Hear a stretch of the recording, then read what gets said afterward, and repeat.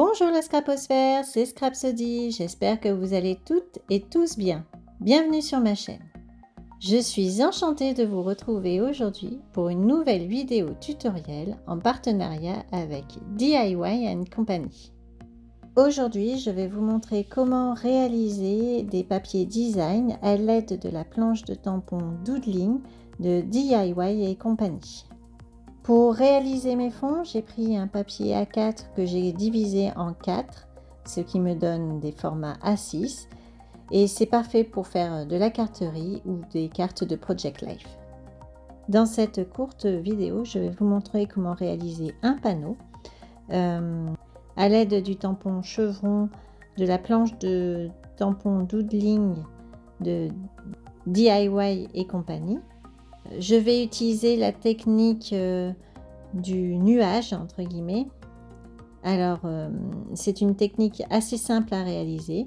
Vous mettez de l'encre sur votre tampon et vous tamponnez à plusieurs reprises votre tampon sans le recharger en encre.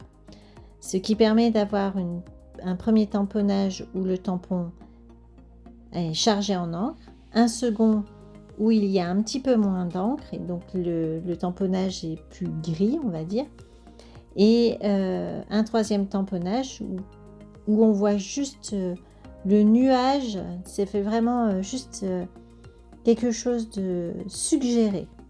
C'est un effet assez simple à réaliser et cela permet de donner de la profondeur et de la texture aussi à ce panneau que nous sommes en train de réaliser. Ici, j'ai volontairement utilisé de la Versafine noire parce que ça me permettra éventuellement de coloriser ce panneau plus tard pour l'adapter en couleur à ma création. Si vous préférez, vous pouvez très bien réaliser ce même panneau en utilisant des tampons de couleurs. Pourquoi pas de couleurs différentes sur chaque ligne. C'est une autre façon de réaliser un panneau design fait soi-même. Vous l'aurez compris, il existe une multitude de façons de créer ses propres papiers design. Personnellement, je préfère les créer en noir et blanc. Vous l'avez compris, je préfère les créer en noir et blanc parce que plus tard, ça me permet de les adapter en couleur à la création que je vais créer.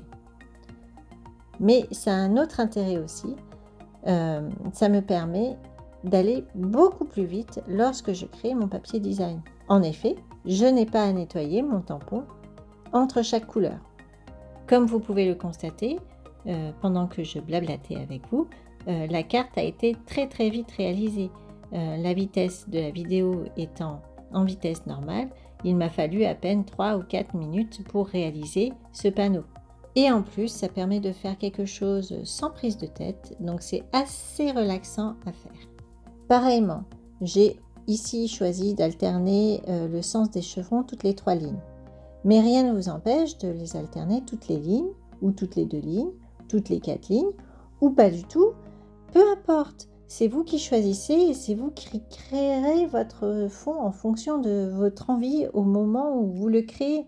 Il n'y a rien de très compliqué et comme vous pouvez le constater, cela donne un super effet. Cette vidéo est bientôt terminée. Et avant de la finir, j'aimerais vous poser une petite question.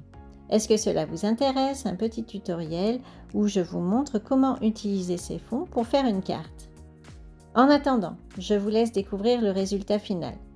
Si vous avez aimé la vidéo, surtout n'oubliez pas le petit pouce vers le haut, ça fait toujours plaisir. Vous pouvez aussi actionner la cloche de notification afin de ne rien rater et vous abonner à ma chaîne si cela n'est pas déjà fait. Vous trouverez dans la description les liens vers mes réseaux sociaux.